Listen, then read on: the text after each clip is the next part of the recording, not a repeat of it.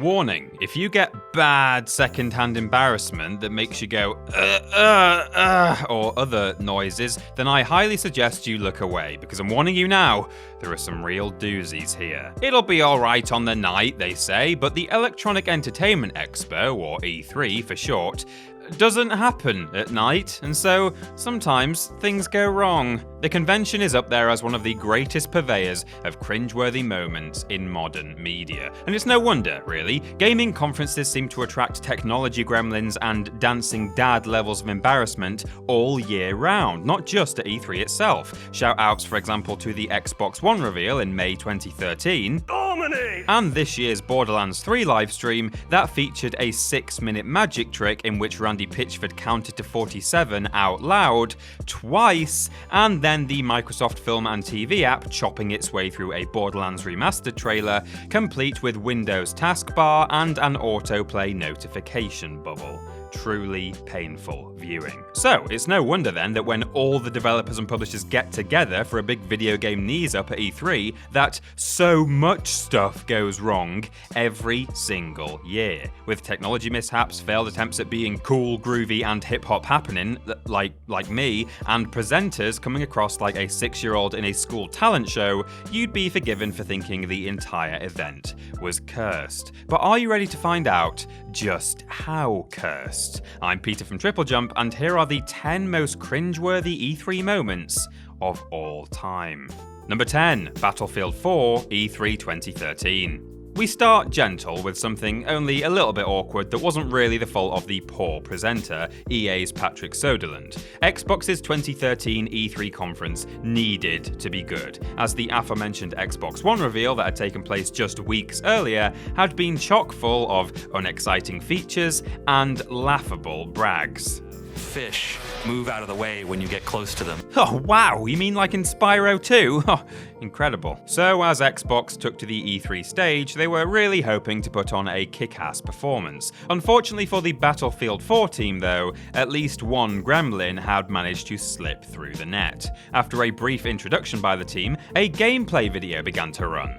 But there was no sound. A few members of the audience, clearly thirsty for blood, began booing the very moment they realised something was amiss. A bit harsh. What followed was the very essence of awkward fumbling, as Soderlund desperately tried to establish when or even if the problem might be fixed and ready for a restart, all the while accompanied by assorted heckles, including a very audible ha ha ha ha ha. How old are you? After assuring us in a tone reminiscent of erectile dysfunction, it'll happen, I promise, and insisting I'm fine, his unenviable floundering was finally punctuated by, I guess you may see it later, and then the strangely panicked sounding, we're continuing? Poor Patrick. The problem was soon rectified, so there is a happy ending here, but that's more than we can say for most of the other entries on this list. Number 9, Peggle II. Peggle II!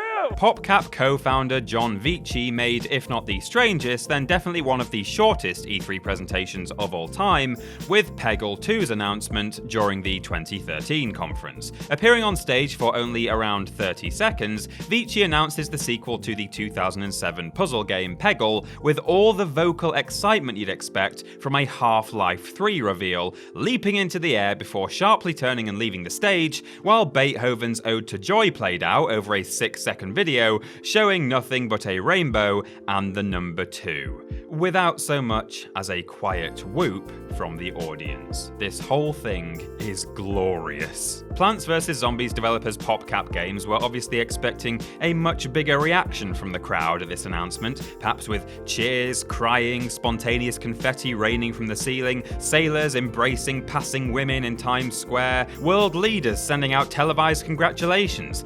But the audience themselves were obviously expecting, well, if anything, a slightly longer trailer. As the rainbow slowly fades out, only to be followed by a Titanfall 2 screen with some jarringly serious music replacing the rainbow-clad Beethoven, we suddenly all become aware that PopCap's stage time is now over, leaving nothing but a slightly bemused silence from the crowd.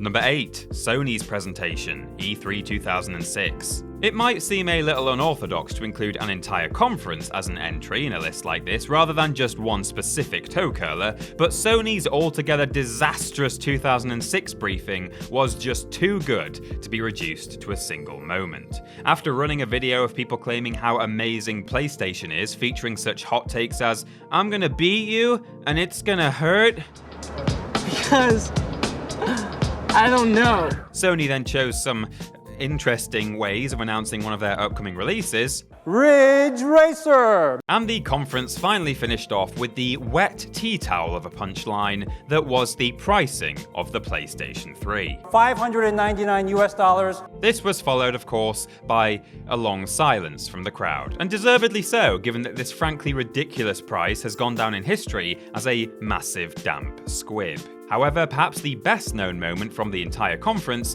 came from the sheer absurdity of claims made about Genji 2. Which is based on Japanese history.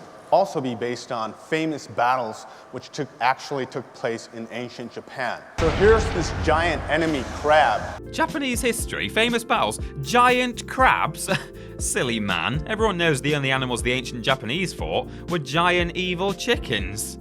Number 7, Ubisoft's Mr. Caffeine, E3 2011. You know you're in for some magic at a live presentation when the host is officially introduced as Mr. Caffeine. Ubisoft's very own Mr. Caffeine. Mr. Caffeine. Mr. Caffeine, real name Aaron Priceman, is perhaps one of the more infamous E3 presenters, acting as MC for the 2011 Ubisoft press conference. His enthusiasm for the gig Wait a minute, rabbits. We at Ubisoft know something about rabbits. almost allows him to pull it off, at least compared with other hosts on this list, but that almost is a very deep gorge that he doesn't quite manage to clear, as unfortunately, no amount of enthusiasm can make up for these poor jokes, awkward silences, and PowerPoint presentation slides. And this absolutely epic fail right here. Yikes! But of course, the most infamous moment of this entire conference has got to be, everyone do it with me now,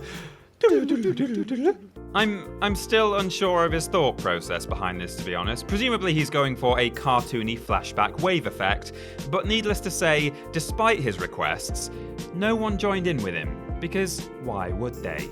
Number 6, Aisha Tyler's meme pitch, E3 2015. Aisha Tyler was Ubisoft's E3 host from 2012 to 2016, and in her time she managed to make quite the name for herself as a source of slightly cringy moments. Now, in fairness, many of these were simply down to just getting a bit tongue-tied, which is understandable, could happen to any of us. However, there is one particularly egregious moment from Ubisoft's 2015 conference that makes the list for its sheer manufacturedness alone. Is that even a word? With the traction that memes get online, Aisha Tyler was obviously tasked by the higher-ups with creating a memeable moment during the conference as a way to engage the audience and generate online buzz. But when will the business suits learn that you cannot create a meme on the fly?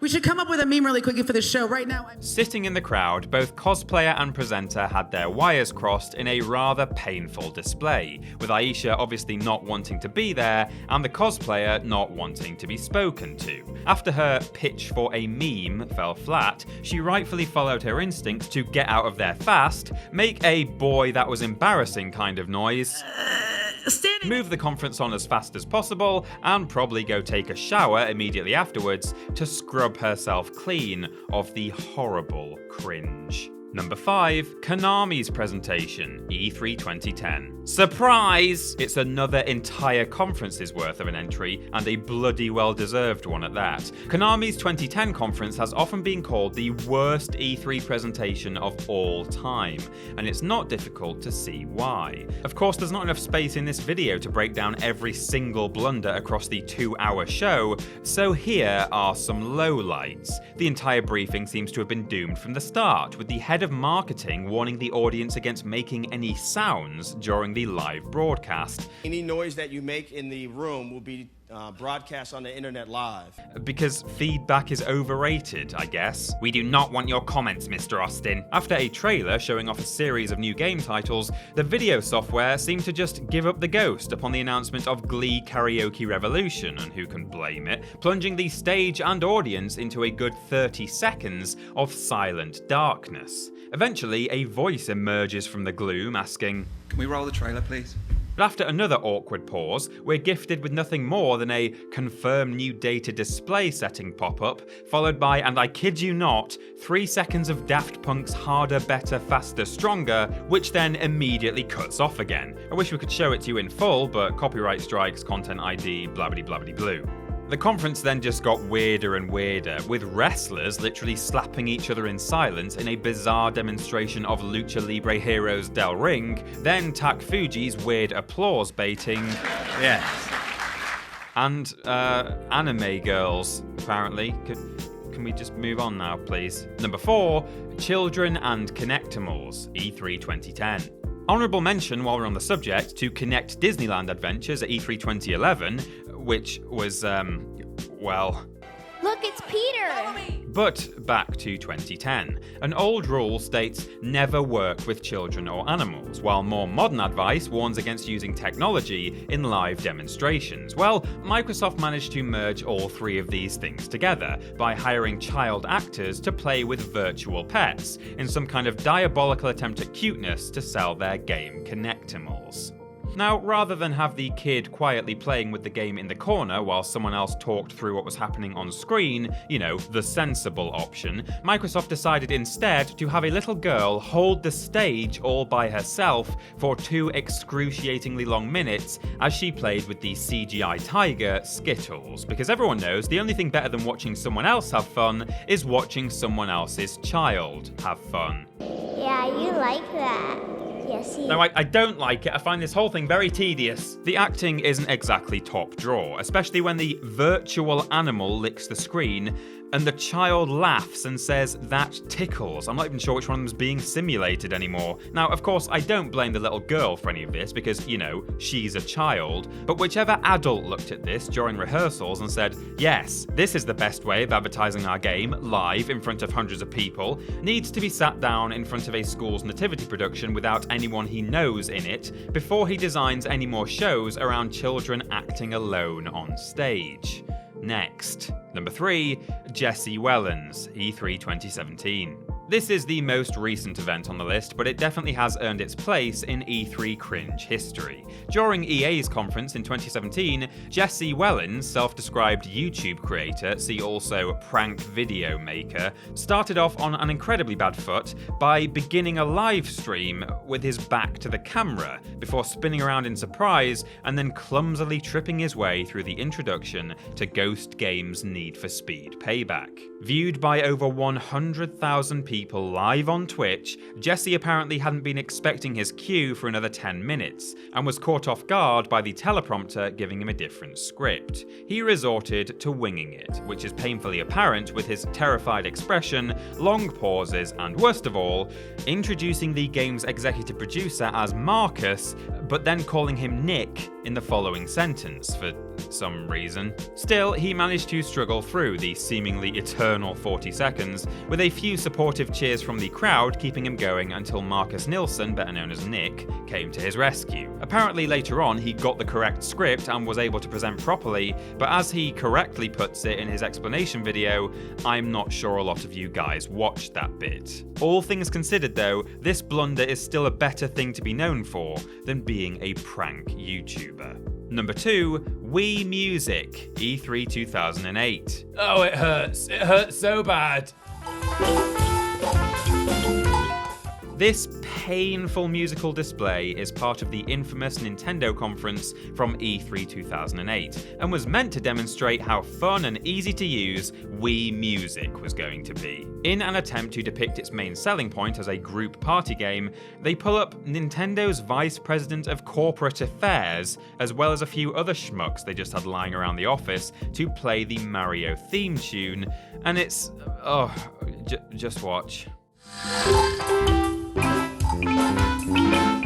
and it just keeps going. The tinny trumpet, the completely offbeat percussion, the drummer with no drum kit just looking weirdly exposed in the wings, and the dreadful dad dancing. This is Premier League cringe right here, and there's nothing more to say about it. Let's just go to number 1 and finish this video, Jesus. And number 1, Jamie Kennedy, E3 2007. So does that mean you have to play it high? You seem to be doing a pretty good job of that already, pal. At E3 2007, it seemed like Activision had worked out that a broadcast going out to millions of people worldwide probably shouldn't be hosted by a guy in a suit who's obviously far more used to holding a board meeting. And so they chose stand-up comedian Jamie Kennedy to MC instead. And it was perhaps the worst mistake they've ever made in their entire existence. Except maybe the Legend of Spyro. Described with probably unintentional yet highly appropriate sarcasm in this graphic as a comedian, note the quotation marks, the comic stumbles on stage and proceeds to blunder his way through a series of half-baked jokes like he's been momentarily possessed by the "Have you ever had a dream" kid. Video games That When no one really laughs at these attempts at humour, partly because they're not funny, but mainly because we're all aware this guy is wasted, he then takes it out on the crowd, calling them virgins, and gratefully pointing to any individual member of the audience who even laughs slightly at any one of his jokes. However, the audience and his interviewees could apparently dish it out as well as take it. So I was wondering if I could just do the whole interview as Ozzy Osbourne. Aren't you doing that already? While Jamie struggles through an alcohol-infused existential crisis about how exactly he ended up on this stage, his poor co-hosts and guest speakers, including a very pissed-off looking Tony Hawk, struggle to keep the steadily sinking ship afloat. But even the announcement of Call of Duty Modern Warfare, Tony Hawk's Proving Ground, and a new Spider-Man game, 2007's Friend or Foe, wasn't enough to cleanse the horrible taste from the audience's mouths. After a string of box office bombs and yet another infamous hosting gig in 2013, Mr. Kennedy has seemingly faded into obscurity, which is probably for the best. And that's our list, but did we miss anything? This voiceover is being recorded pre-E3 2019, so let me know in the comments below if anything dreadful happened in the past couple of weeks. You can follow myself and TripleJump on Twitter here, and if you want to support the things you enjoy, then check out the rewards on our Patreon. Finally, don't forget to like the video, share it with your friends, and subscribe to the channel. I've been Peter from TripleJump, and thanks for watching.